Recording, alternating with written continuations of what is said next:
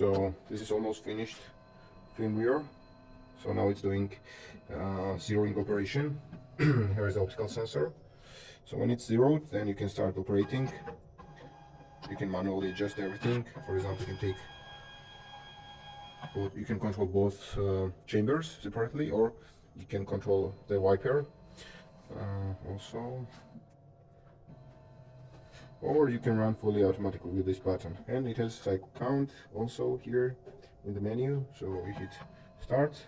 This goes up, so it gives it's feeding the powder, and this wiper is wiping the powder on this layer, and also this on this chamber, and also this chamber is going down every cycle count.